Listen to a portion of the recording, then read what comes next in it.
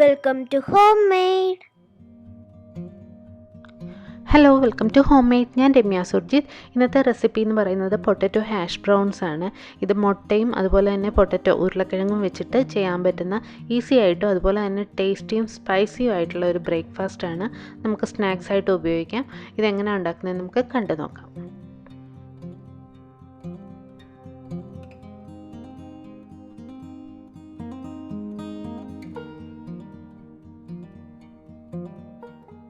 ഇതിന് വേണ്ടിയിട്ട് ഞാൻ 3 മീഡിയം സൈസ് ഉരുളക്കിഴങ്ങാണ് എടുത്തിരിക്കുന്നത്.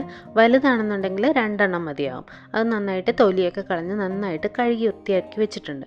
ഇനി ഇത് നമുക്കൊന്ന് ഗ്രേറ്റ് ചെയ്തെടുക്കാം.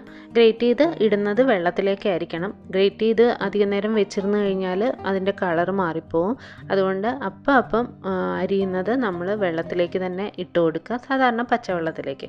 അതിനുശേഷം നന്നായിട്ട് 2-3 പ്രാവശ്യം കൈകൊണ്ടൊന്ന് ചെറുതായിട്ട് തിരുമ്മി കഴുകി വെള്ളം കളഞ്ഞു വയ്ക്കുക.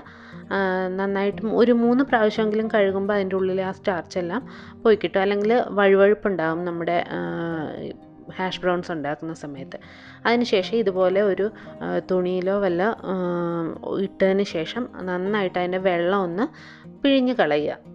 അധികം ഈർപ്പം ഇല്ലാത്ത രീതിയിൽ തന്നെ നന്നായിട്ട് പ്രസ് ചെയ്ത് തന്നെ പിഴിഞ്ഞെടുക്കണം. അല്ലെങ്കിൽ വെള്ളം നനവുണ്ടെന്നുണ്ടെങ്കിൽ അത് നമ്മൾ മിക്സ് ചെയ്യുന്ന സമയത്ത് കൂടുതൽ വെള്ളം അതിൽ നിന്ന് ഊറി വരാനുള്ള ചാൻസ് ഉണ്ട്. അതുകൊണ്ട് മാക്സിമം വെള്ളം ഇതുപോലെ പിഴിഞ്ഞ് മാറ്റുക.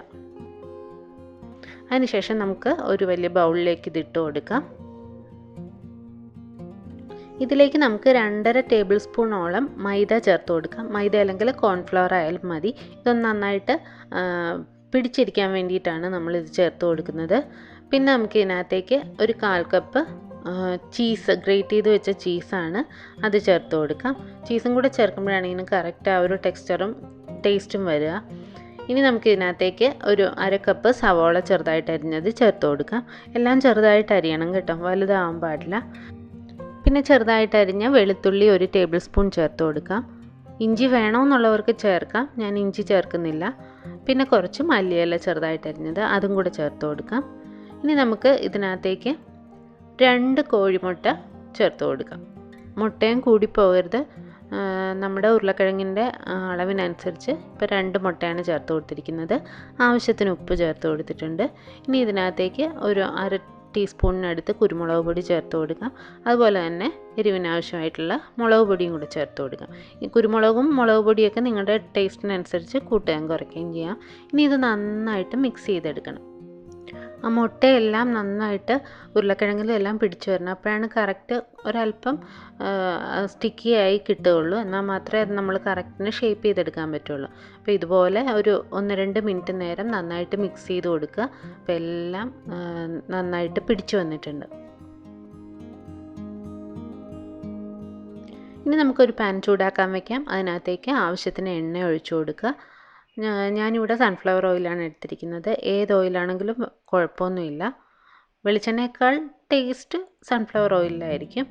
ഒത്തിരി എണ്ണ വേണ്ട, ഒരു 3 ടേബിൾ സ്പൂണോളം മതിയാവും. ഇത് മുങ്ങിക്കിടക്കേണ്ട കാര്യമില്ല. അതിനുശേഷം നമുക്കിഷ്ടമുള്ള ഷേപ്പിൽ ഇത് എണ്ണയിലേക്ക് ഇട്ട് കൊടുക്കുക. എല്ലാം അടുപ്പിച്ചടുപ്പിച്ച് വെക്കണം കേട്ടോ, അല്ലെങ്കിൽ ഇടയ്ക്ക് ഗ്യാപ്പ് വന്നു കഴിഞ്ഞാൽ അവിടെ വെച്ച് ബ്രേക്ക് ആവും. അപ്പോൾ നമുക്ക് ഒരല്പം തിക്നെസ്സിൽ വേണം ഇട്ട് കൊടുക്കാനും. തീരെ തിന്നായി പോയി കഴിഞ്ഞാൽ അത് വിട്ടുപോകും. അതുകൊണ്ട് ഷേപ്പ് ചെയ്യുമ്പോൾ ഒന്ന് ശ്രദ്ധിച്ച് ചെയ്യുക. എന്നിട്ട് നമുക്കിത് ഒന്ന് മൂടി വെച്ച് വേവിക്കാം. ഒരു 1-2 മിനിറ്റ് മൂടി വെച്ചാൽ മതി. ആ ഉരുളക്കിഴങ്ങൊന്ന് വേകാൻ വേണ്ടി മാത്രം ഒന്ന് മൂടി വെച്ച് കൊടുക്കുക.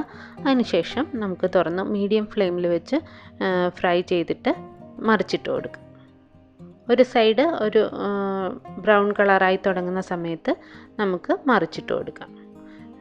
മൂത്തതിന് ശേഷം മാത്രമേ മറിച്ചിടാവുള്ളൂ, അല്ലെങ്കിൽ നമ്മൾ മറിച്ചിടുന്ന സമയത്ത് അത് പൊട്ടിപ്പോവും. ഇപ്പോൾ ഇത് കറക്റ്റായി വന്നിട്ടുണ്ട്. കൂടുതലും മൊരിച്ചെടുക്കണമെന്നുള്ളവർക്ക് ഒന്നുകൂടെ മൊരിച്ചെടുക്കാം. അങ്ങനെ 2 സൈഡും വേവിച്ചതിന് ശേഷം നമുക്ക് എണ്ണയിൽ നിന്ന് കോരി മാറ്റാം. അപ്പം നല്ല ടേസ്റ്റി ആയിട്ടുള്ള ഒരു ബ്രേക്ക്ഫാസ്റ്റ് അല്ലെങ്കിൽ സ്നാക്ക് റെസിപ്പിയാണ്. എല്ലാവരും ഒന്ന് ട്രൈ ചെയ്ത് നോക്കണം. ഇഷ്ടമാകുമെന്ന് ഉറപ്പാണ്. ഇഷ്ടപ്പെട്ടാൽ നമ്മുടെ ചാനൽ ലൈക്ക് ചെയ്യാനും സബ്സ്ക്രൈബ് ചെയ്യാനും കമൻറ്റ് ചെയ്യാനും ഷെയർ ചെയ്യാനും മറക്കരുത്. പുതിയ വീഡിയോസുമായി വീണ്ടും കാണാം. താങ്ക്